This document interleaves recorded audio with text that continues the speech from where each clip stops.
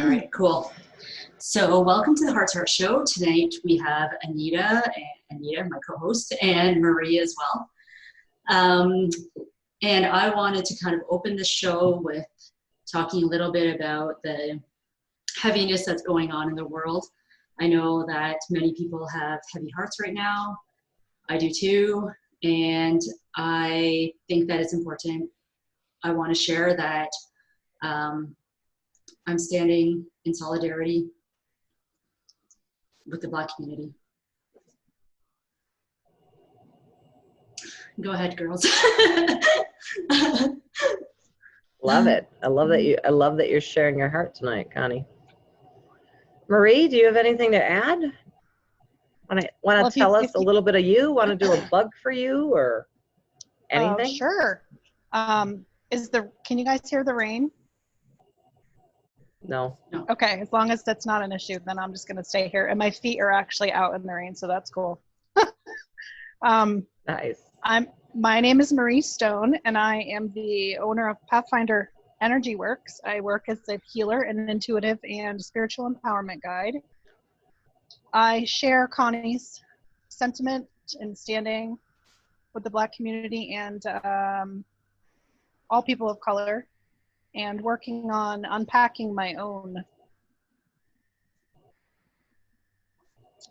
racism, or whatever that looks like. I'm learning and I aim to do better. So that's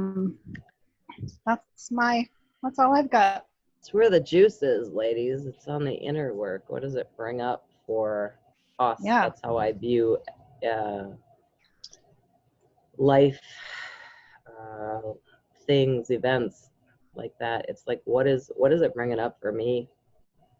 And Connie and I had kind of a deep conversation earlier about this. So we shed our tears and verbalized our anger and all of that. And I think that's in all of us. I think it's great to recognize what's coming up for us personally, right?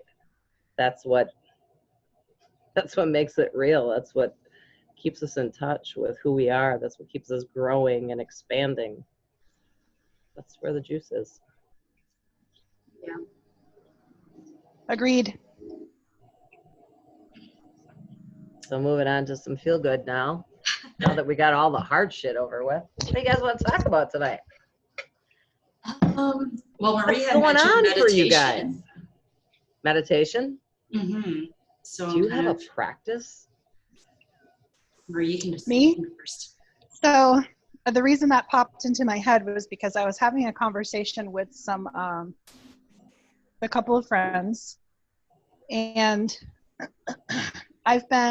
since I moved down here, I've been trying to meditate more regularly, sometimes by the ocean, which is really cool. That sounds nice. And yeah, and I also have been, well, I'll save that part for I don't know if that's, is this like, just can I say anything here? Come on, this is raw and real. Did you have sex on the beach, Marie? No. Of course I knew it wasn't that good. That would have upped our ratings, though. We would have got sponsorship for condoms and KY gel and all kinds of good shit. You would need it. But you would need it with all bring the it sand. down. I have been experimenting with cannabis tinctures ceremonially and medicinally. And so Can you say that after you've had some? Well, I'm still experimenting with it, so I don't. Here's what I want to say about it. Okay. And here's why I wanted to talk about meditation. Because I was trying to explain to my husband, who very sweetly stands guard next to me while I'm sitting on the beach meditating. We usually go down for sunset. We don't go during the day very much. The beaches have been closed here until very recently, and it's freaking hot during the day. It's like I have to be careful how long I spend in the sun because I'm still trying to acclimate to this climate. Marie's a Virginianite, moved to Florida, for those of you who Vermonter, are wondering. even further north. Sorry. I'm from Vermont. Sorry. So the other V place. Yes. So the one time that I used the tincture, I was actually working on someone remotely. I was doing a distance session, and I got to this really good deep place where I felt almost like I was being pulled deeper. And then all of a sudden I like came back to myself like, oh God, how long have I been gone? I have someone on the table, right? I'm like, oh God, how long was I out kind of thing? Whoops. And I wasn't asleep, but I felt like I was on this journey to like the center of somewhere. So I'm still experimenting with when and how much to use, but How long were you gone? Did you not notice? long, because I still Oh. finished the whole session within 45 minutes, which is normal. But it felt Well, like a long time. But that's totally, so when I access the other side, the non-physical, it seems that time, it's different, right? When you cross that, sorry, this is probably way deeper than we've ever gone on here and way realer. Like it's gonna get realer because I'm gonna share something too. But there is a difference of time on the other side versus here. It's like, you can think you've been gone for hours and it was like 5 minutes. Yeah. Yeah. Well, the reason that meditation came to mind, and the reason I'm giving this backstory, is because I was talking with some friends about how I was explaining to my husband that meditation for me is not just sitting and focusing on, the blank spot at my third eye. It's like a journey for me. Every time I close my eyes and boom, off I go. So you travel.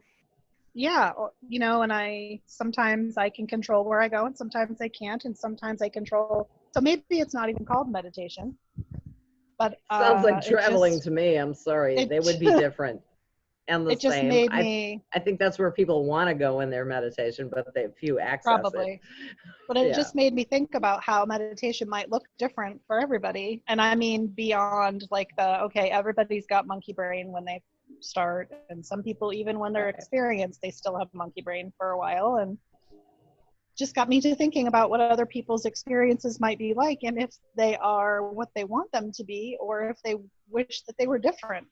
They want something else. What is meditation for you, Connie? Are you journeying around, or what is it? No, actually, that sounds interesting. Do you want to journey around? Well, I was actually having a conversation with one of my friends over the weekend about this, and she was saying, like, I really look for my meditation to give me like this big like aha moment or something like that, right? And I find that I'm the same way. I have these expectations of what's going to happen. I think a lot of people do. Yeah. Lately I've been doing the Ziva technique, which is Emily Fletcher's meditation, and it's only it's 2 times 20 minutes a day, and it's more focused on unstressing and being what does it look productive. like? So you start with like a little bit of mindfulness, and then you do the meditation, and she gives like a few different mantras and you just kind of pick which one feels right for you. And then you end with manifestation. I have a hard time with manifestation in the sense that, Anita and I have had this conversation before, where I don't really know what I'm trying to manifest materially. Like, I'm more so trying to manifest emotion. And so I find that I struggle a little bit, because it's like, I want to feel joyful, but I'm not really sure what that looks like, because I don't know that I've really experienced joy. So is it like a daydream, the manifesting part? You're daydreaming about what you want? It's like visualization. Okay. Yeah. Cool. And so, but I've done other meditations. Like some days I've been reading Melody Beattie's Journey to the Heart, and it's a daily meditation. So some days I just, meditate on that, or I just sit in silent meditation, or just play music and listen to meditation, or just meditate like that. So, Marie sounds a lot more interesting. What's the purpose for you, Connie? What is the goal to your manifesting? What is the goal for my manifesting? I'm sorry, what is the goal for your meditation, not manifesting? I was going to say, we've had this conversation 1,000 times. I didn't mean to confuse you. Okay. This is not a coaching session. This is the H2H show. Yeah. The goal for meditating for me, so the Ziva technique teaches that it's getting good at life. And I love that. For me, meditation is actually just I feel like it's connecting to my heart and like kind of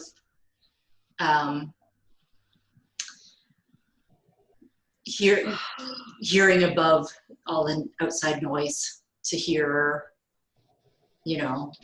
inspiration and guidance.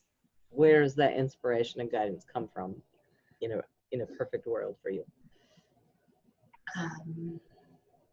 Is this a trick question? I know, right? I know, right? It feels like it, because I could feel the hesitation in the room. I was like, oh, that wasn't that hard. Where does it come from? So I like to place my hands on my heart, but I'm not sure I feel that it comes from that. I don't know. I more so hear it, but I don't know where I'm hearing it from. Like I can't say, Ooh, I like that you're open to you don't know.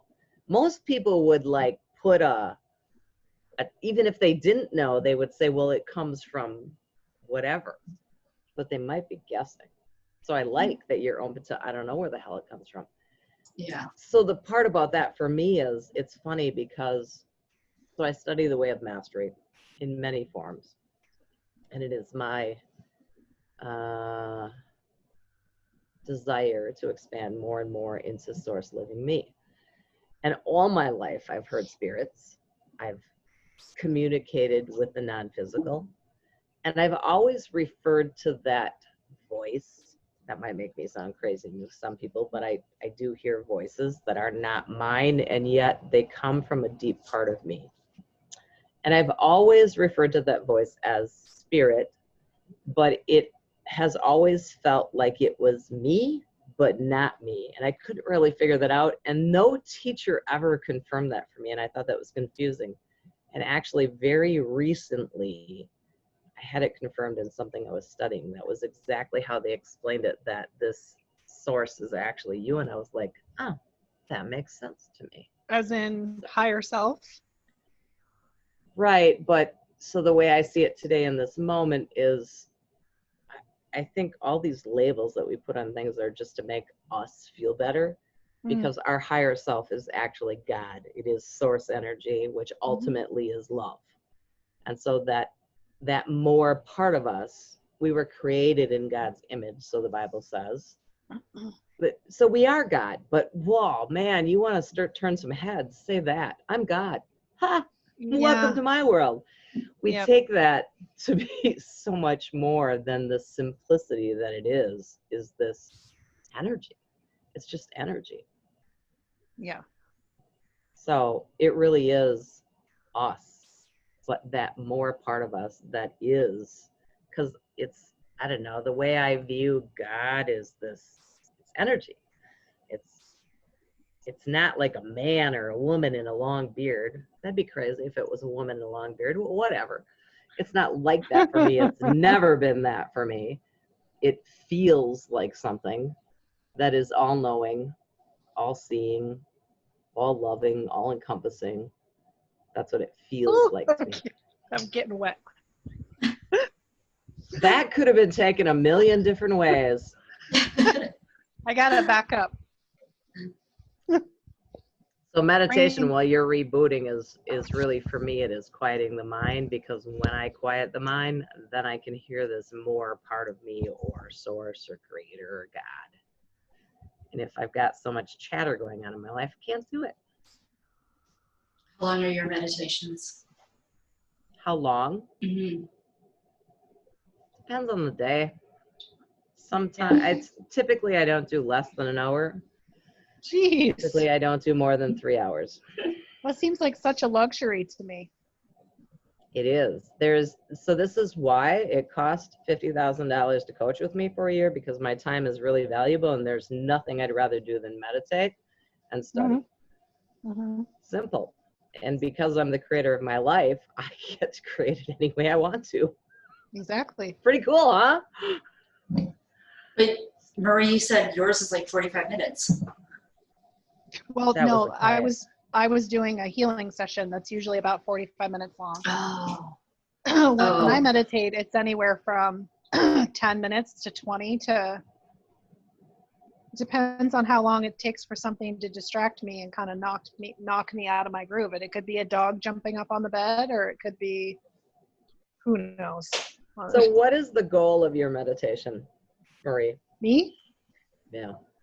When I meditate, it is to, well, I'm usually looking for answers. I'm usually looking, I'm a starter, right? I have lots of things brewing in all these little pans on the back burner of my stove. And so I go into meditation to try to complete those stories. Like I have several things brewing, and I'll go in and like, little sidebar here. I'm so used to talking to people about spirituality and magic that I often forget that I am not always in that type of circle in a conversation. That's just my reality. I don't know if that's good or bad, but that's what I do. I'm like, oh, wait. So, for example, recently I have been working on creating my healing grid. So I've switched up the way I do my healing sessions, and I'm now doing them more like guided meditation, an interactive experience where the client is led on a guided meditation, and they can sort of take part in the healing experience is the only word that I can come up with. So I've been developing. So wait, clarify for me, because typically your long distance healing is you message me, you say you're going to go to work, and then you I don't do it message me like that anymore. So you're in contact during it? I have just started, and I give people the choice, but I have just started doing them on the phone. And I find that they're so much more powerful when you're connected via phone even. So I give people the option. Yeah, I give people the option. And so in meditation lately, I've been working on developing my healing grid. And, you know, it's sort of like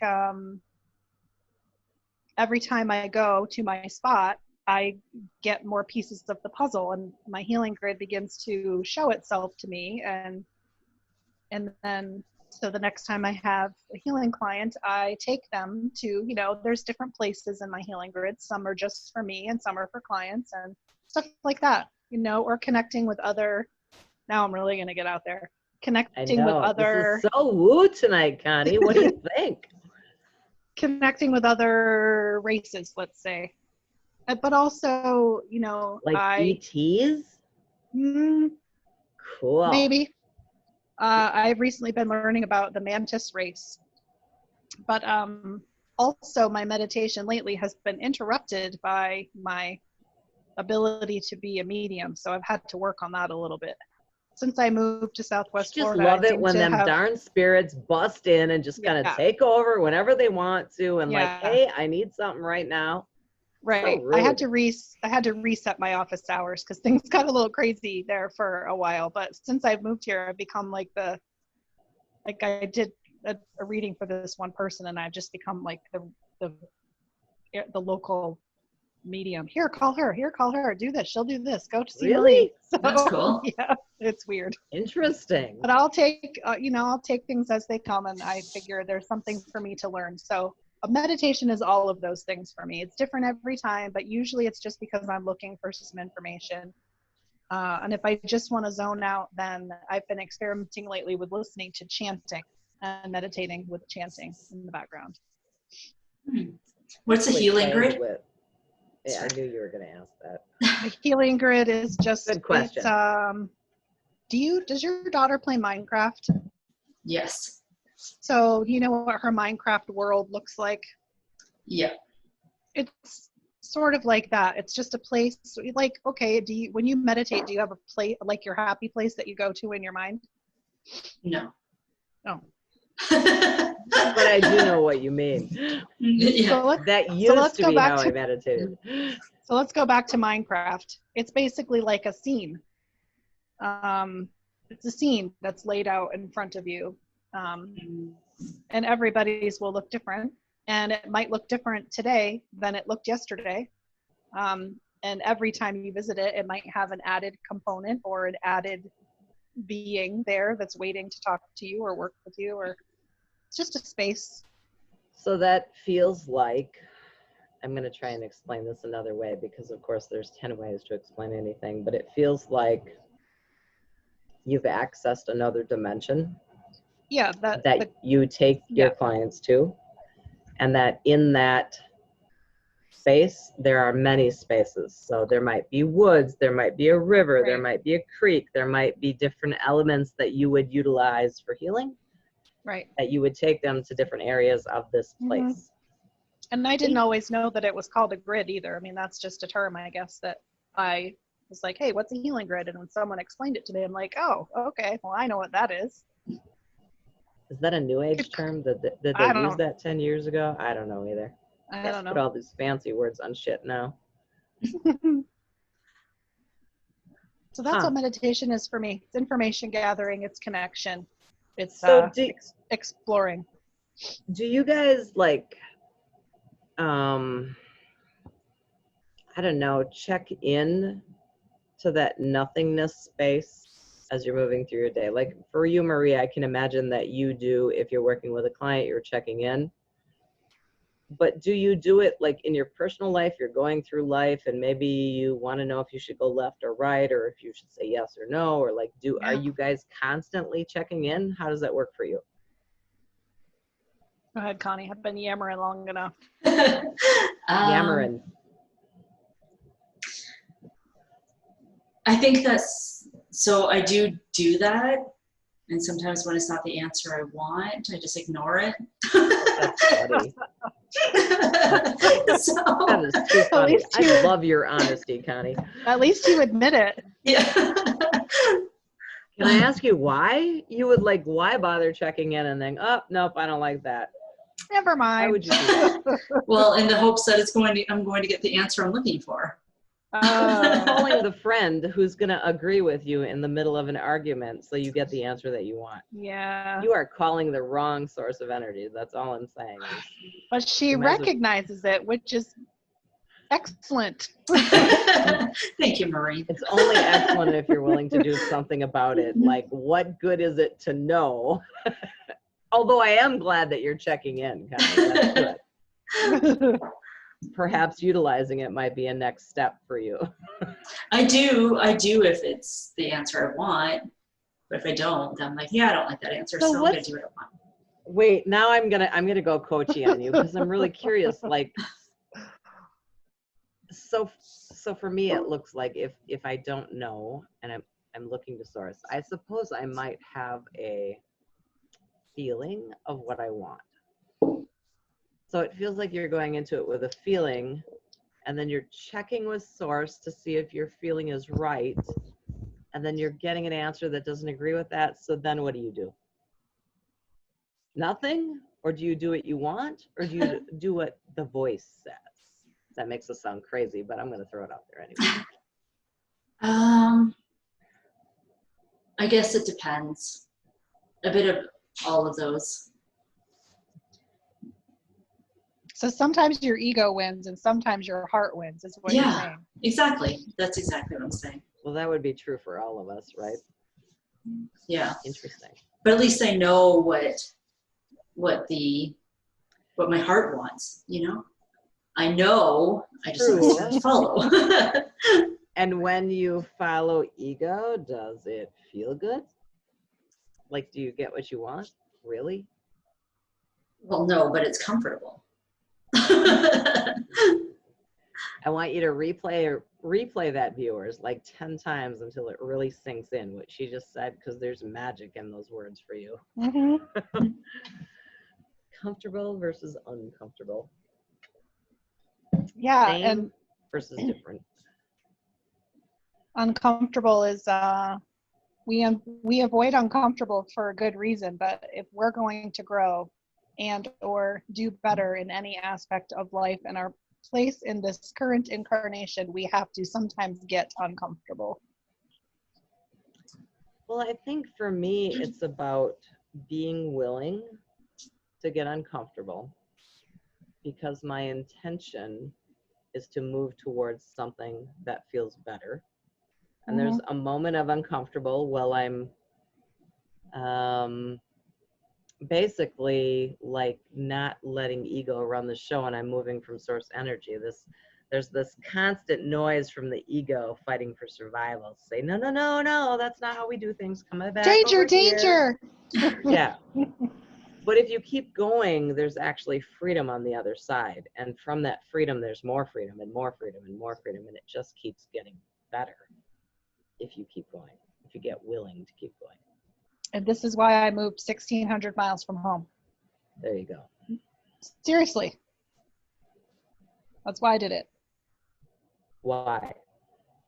Because I wanted to, but because I knew that on the other side of the extreme discomfort of leaving family and, you know, technically we're not homeless, but literally we're not homeless, but we are homeless. Right. And like completely starting over in a place where you don't know anybody is extremely uncomfortable. But I knew that if I went through this discomfort, that amazing things would be on the other side of it. And it made it much easier to do the thing, to be honest. That makes sense to me. Totally. I don't know that, yeah, because following your heart isn't necessarily comfortable.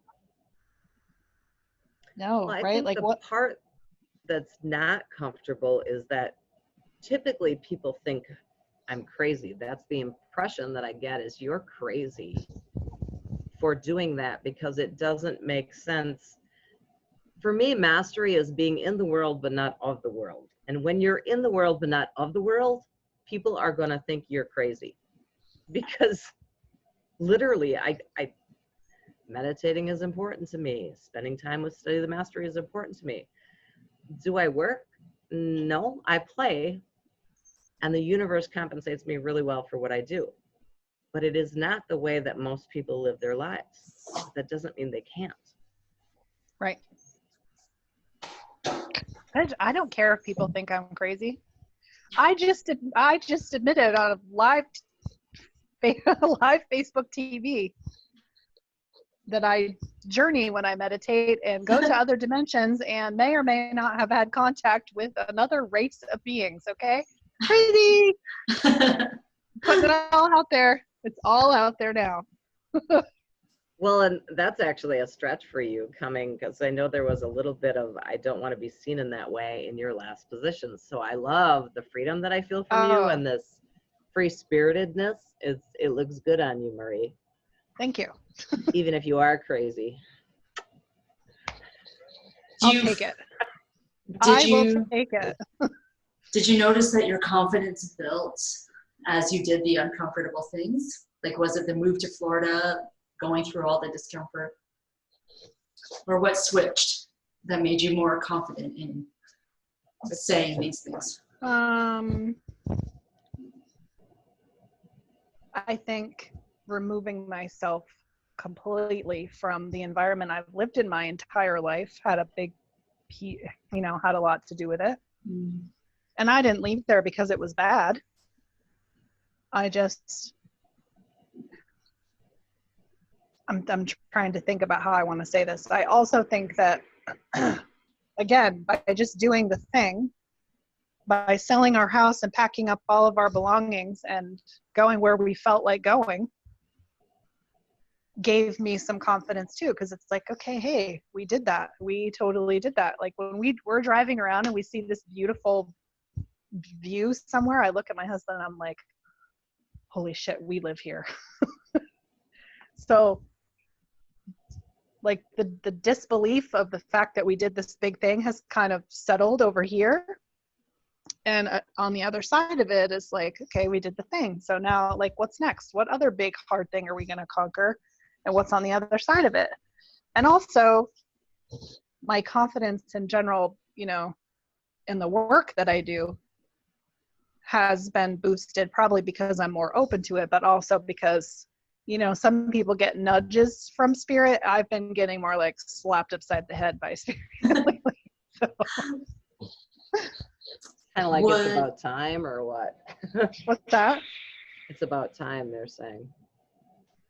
Yeah, it's about time. Would the fresh start have had something to do with it? Like you get to be whoever you want to be now? Like I get to reinvent myself, sort of. Mm. Yeah, like I said, I mean, I don't really mind being the right now being the local medium. That's kind of cool. And that wasn't That by was how I choice. felt That wasn't by when design. Just happened.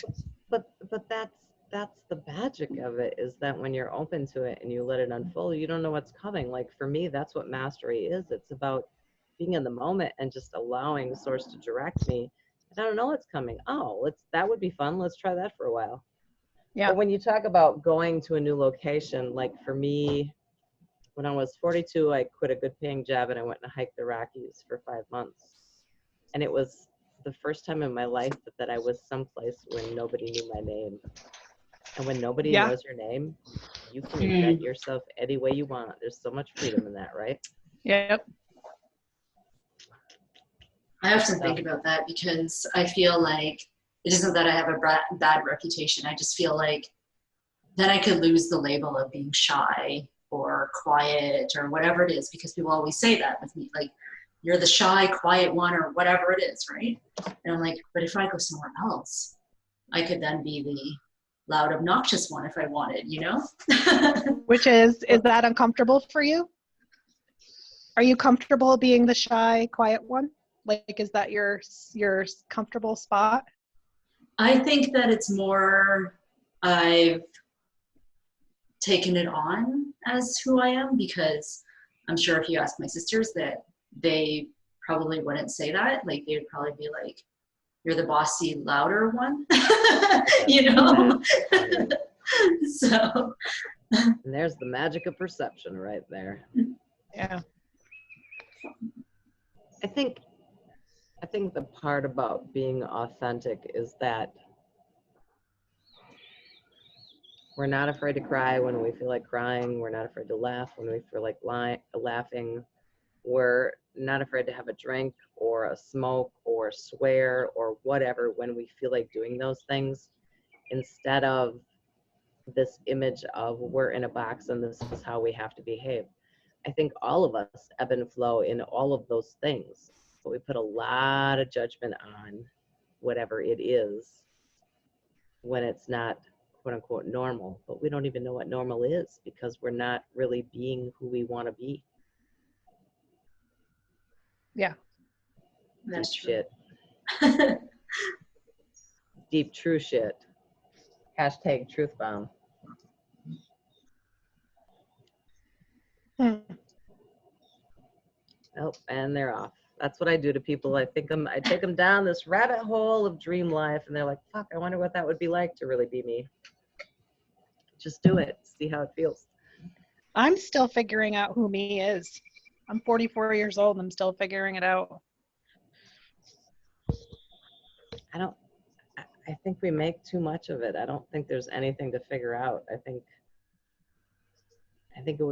think desire moves us. So desire took you from Vermont to Florida. That was desire. Nothing more. You weren't running from anything. You weren't even running to something. You just had a desire. Didn't have anything to run to. Right. I did. The desire moved you. But desire moves us every single moment of every single day. But we don't really notice it. We want to eat. We have a desire. Oh, I should get something to eat. Right? I have a desire. I should go outside or whatever. Like, desire moves us, but we don't even notice desire. That is our authenticity right there. If we just moved in that desire and said yes when we mean yes and no when we mean no, we'd be a lot happier. I agree. Simple. So simple. Why do we complicate that shit? Making all this stuff up. It reminds me of, like, because you and I kind of dug deep into Kyle Cease's work for a while last year. And it reminds me a lot of what he was saying. And to add to the meditation conversation, last year for about 6 months, I was meditating for 2 hours in the morning. Like, I'd get up at 5, sometimes 4, and meditate for 2 hours. I remember that. Yeah. There's days that I feel like doing that. I think that I stop myself because I'm like, I have a shit ton of things to do today. But have you ever noticed, this is so fascinating to me, you know how Marie, we were talking about how time when you enter the non-physical is Yeah. different? Yeah, I've it's not also linear. noticed that if I set an intention that I want to meditate, I want to study the way of mastery, and I want to jump in the shower, and I want to be out of here at X hour, that if I just am fully present in what I'm doing, not rushing it, just really following each thing to completion, I always end up with more time than if I'm watching the clock and rushing through it. And that doesn't make sense to me. Does time expand for us when we're in flow with source energy? That's what I it think feels it's more like we squish it and squeeze it to death when we're here in 3D. I just did a live about this last week about how we tell ourselves that we're busy or we tell ourselves that we're stressed. Right. Yes. And then like you become the stress and you become the, oh my God, I've got so much to do. And I was super guilty of this last year. And to the point where if I had more than one appointment scheduled for myself in a week, I was like panicking. Oh God, I have such a busy week. How am I going to get through it? So I think we totally manufacture that. Well, and I think most people like their lives, kind of you and I have talked about this, just back-to-back clients, back-to-back calls, back-to-back events. So you get up and it's go, go, go, go, go. And you can say, well, I don't have any time for myself. But do you take responsibility that that's exactly how you're creating it? Because when you got intentional, all of a sudden you freed up your schedule and you had room to breathe and you started to feel better. Isn't that interesting? But I think most people do not want to feel anything. And so if they compact their lives or just pack it full with stuff, they don't have to feel. There's no time. I don't have time for that. I don't have time for what I want. I have to do. Yeah, I was just watching. Go ahead. Go ahead. No, you go ahead. I was watching I was listening to something about that too, is that, yeah, like we stay busy to not feel anything and to numb out. And it's actually like in response to like whatever the emotions are, we just pack our day full. That's totally me. And it wasn't as if I was even consciously trying to avoid feeling something. It was just easier not to feel anything, right? And I think especially with the pandemic and everybody being inside, well, that got uncomfortable for a hot minute when people's lives stopped and they had time to feel. Oh boy. Yeah. I think I like my spouse. My kids are driving me nuts. I don't want to be a stay-at-home mom. There's a lot of that going on. Yeah. Well, even today when I was like arguing with Abby, my mom's like, kids need to go back to school. I'm like, so I love having her around more. And at the same time, it's like, what is with the attitude? Like, do you constantly have to be dishing it? I wonder where she got that from. I hate to break it to you. Yeah. I hate to break it to you, but I used to tell people, you can't scare me. I raised a teenage girl. No, are you saying you've seen nothing yet? No, that's what I'm saying, honey. Even, sorry, Connie. And I'm sure there are angelic teenage girls out there who do not fit into this mold at all. So, but I think even the most mild-mannered, well-behaved teenage girls can be a challenge, especially to their mothers. For sure. I look at my 3.5-year-old granddaughter who is very strong-willed. Her mother was very strong-willed. And that was no picnic, let me tell you. Those college years just about took me out. And she's like, this kid. And I'm like, you ain't seen nothing yet, honey. Nothing. Sorry. Payback is a bitch. Karma. Yeah. Sorry, did you say your daughter was tough in her teen years? Mine? Anita? Oh. There are no words. I love That would her. be a yes. And the fact that I Yes. still love her after those years, oh my word. Actually, not teenage. It was beyond that. It was really at the point that I thought, I can go hike the Rockies for 5 months and enjoy my life. I've raised my kids. It's all good. And then, fuck. No, not so much. It was a lot of growth in those times for all of us. And you know what? We all grew and we all learned, and my kids are amazing. I'm so proud of both of them. They're amazing kids, but there was a few moments in there that I was like, I ain't gonna make it. And Bree's imagine, like, yep, that. and imagine being locked in a house with them. No. Yeah. But, They handle shit No. differently in my day. I'm just saying that wouldn't have happened. Like they would have I been out wouldn't. milking cows or something. Yeah, I wouldn't have made it. I would not. I mean, my daughter's teen years were extraordinarily hard for a lot of reasons. But she's about to turn 19, and she pretty much lives. I mean, she lives with her dad, but she pretty much manages.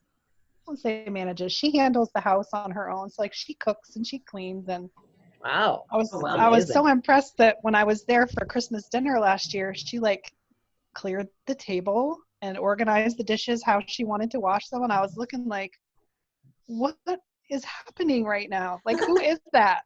And then, so even though she's only 19, she's starting to come to me with things like, she's not even 19, she's going to be 19 on the 25th. She's coming to me with things like, you know, that thing that you said in, 5 years ago about such and such? Well, you were right. And I get it now. And I'm so sorry I was such a jerk. Oh, that is priceless right there. Yeah. She comes up with a lot of those things, which is great. It's like, oh, it wasn't all for nothing. Right. Yeah, no, I totally get it. I think what I can say in hindsight about all that, and maybe this will help you, Connie, and any other struggling mother right now, is that, so I was a control freak. I'm really getting better at this, so much better at this, but I was a control freak. And I think in thinking that I was doing the best for my kids, there was too much control and not enough of them figuring it out on their own. So I think when they went to college and they began to figure it out on their own, it really got like exorbitantly bigger than it needed to be. And it took a little bit. So I think if there was more freedom, more choices, more allowing, kind of like what you're doing now, Connie, on some days, not today specifically, but some days. I think they figure it out sooner. So it's not good to be overprotective, just an FYI. There's my hot motherhood tip of the day. Let them get in trouble. Let them figure it out. Yeah. Yeah, let them fall on their faces. That's how they learn. Hope for the best. Yeah, I am a bit of a control freak. And it's interesting because it's like, I'll say to her, like, I have more than 30 years of experience than you. So you need to stop. Like, well, or she like doesn't 20. Care. Yeah, she doesn't. Like, kids don't care about that. I know. And we all thought that our moms, like, plopped onto the earth when they were in their 20s or whatever it was and had babies. Right. Like, they didn't go through any of the stuff. So. I used to, my kids would say why, and I'd say because, and they're like, that's not a reason. I said, it is when it comes from me. Yeah. Yeah. Because I said so. Good enough. Yeah. Oh. Good. Are we done? This too shall pass. This too shall pass, Connie. This too shall pass. It does get easier. You might have to hold your breath for a hot minute, but it'll be fine. She's a good kid. Now, if I'm going to come at this from a spiritual aspect, which I wished I would have known then, and I think I did somewhat, but now I see it totally different. Like, my grandbaby's she's very spirited. She's very connected. She still remembers a lot of the things that some of us forget when we come into the physical. She's still connected. And I can see that what looks like a strong will is actually her being attached to her knowing. Like she knows who she is. She knows what she wants. And that looks like a bad thing in our world, but it's not. Like she's really in tune. Mm-hmm. I wouldn't want to be her mother, but I love being her Gigi. And so far she's an only, right? She's an only, yes. Yeah. I don't know. I if gotta that tell plays- you, if I could go back, I have to tell a quick story to explain why I'm about to say this, but if I could go back and raise my children with the mindset that I have now, Right. my son is 22, and he messaged me the other day to tell me he was going to go dark for a while because he was having trouble dealing with local ignorance around current events. He said, "Mom, I just need to go live in the woods for a while." And it made me think about all the times when he was like in junior high, and I was largely a single mom for most of their growing up, how I was so afraid that they were going to get bad grades, or they were going to get in trouble, or they were going to do something wrong. And not only because I didn't want them to have to face consequences, but because I didn't want it to reflect badly on me. Right. Like what my kids do is a reflection of me. And if I had just, which is a bullshit story, by the way, that we tell ourselves, yes, but we totally. But we do. And then like when I I don't even remember why or how, but the day that came that I realized, my son is, both of my kids, they're extremely intelligent, but neither one of them like school. In fact, I would go so far as to say they hated school. And I pushed them so hard to do well in school, and they hated it. And I made that worse for them because I was too afraid to step outside of the norm and allow people to think that I was weird or doing it wrong, and just let them be themselves and let them guide themselves, and know that they would have guided themselves well and they would have done what was right for them. So I hear you. So Because I think about myself, and I think when people are spirited, when we're connected to both sides, and we see more and we feel more and we actually know more, not in the way of the world, but we just know more. Yeah. Yep. School for me was a huge burden. I couldn't wait to get out. And then my dad said to me, "Oh, go to college, I'll pay for it." And I was like, that is the last thing I want to do. Yeah. Like, yeah. And then 8 years later, I said to him, "Hey, that offer is that," because now I know what I want to be when I grow up. Thank God I didn't. Like, it just wasn't my jam. But you didn't go to post-secondary? No desire. I have a lot of certifications. I have a lot of that stuff, but I had no desire for. And then the repercussion of that was I always felt like I was never enough because I didn't have a college education, which, again, bullshit story we tell ourselves.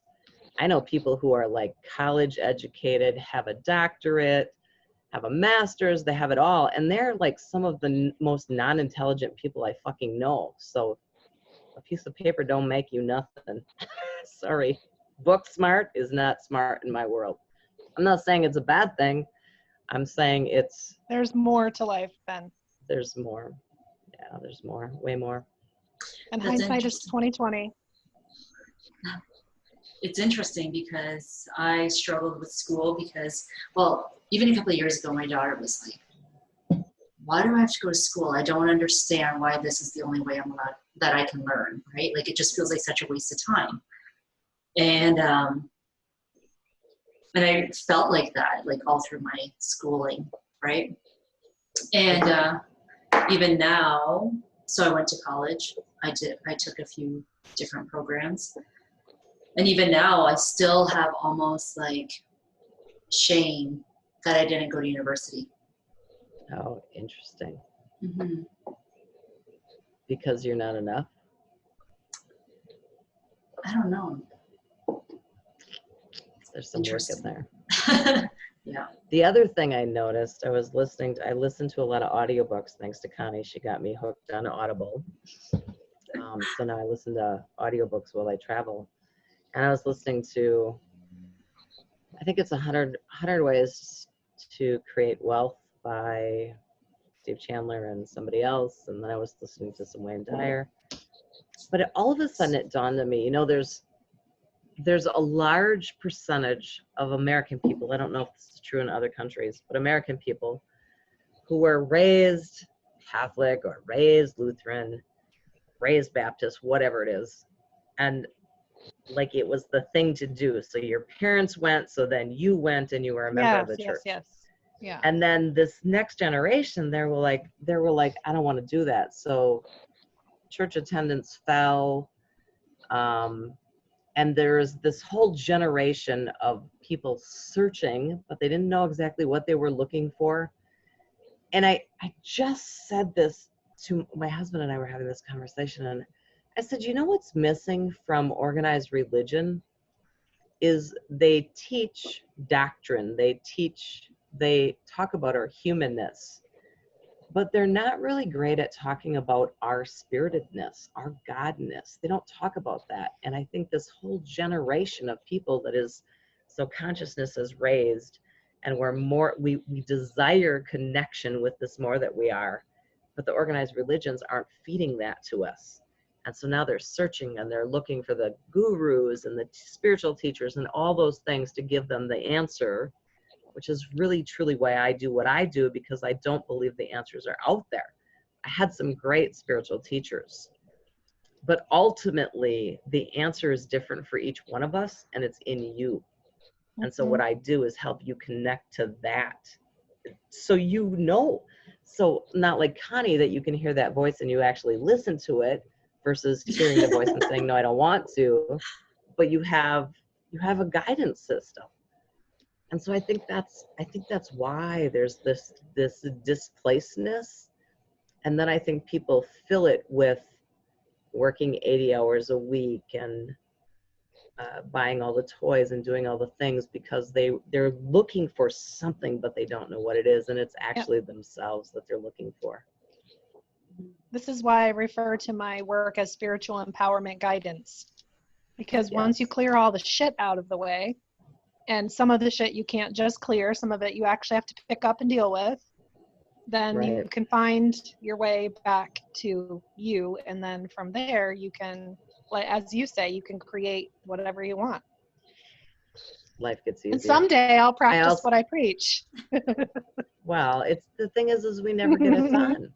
I've been truly, I had this desire for connection to source, I think, since I came into the world. Like, I've always asked these questions.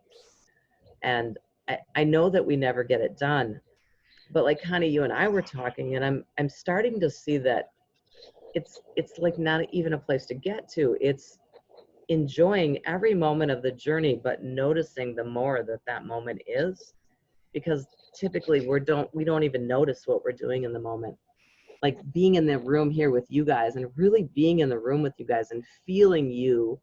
And there comes a point, if you're really connected, words aren't needed. You're so connected, you feel each other. You know the thoughts. Well, I do know what you guys are thinking, but that's another subject. Connie, did I scare you? No. We're past you scaring me. Yay! Awesome. This was a good conversation. We had no idea where we were going, but all over the place. Off we went. All over the place. Yeah. That's pretty raw and real. I'd say we scored on exactly what we set out to do with this, is just have a conversation. And I appreciate both of you so much. I appreciate our viewers. You can find us. We now have a YouTube channel, so if you want more of us, you can go find the YouTube channel and you can see all of our past episodes rather than scarfing through Facebook trying to. Yeah, if you got questions or you got topics you want us to talk about, drop them in a comment. We'd love to help you out. Awesome. Thank you. Mwah. Much love.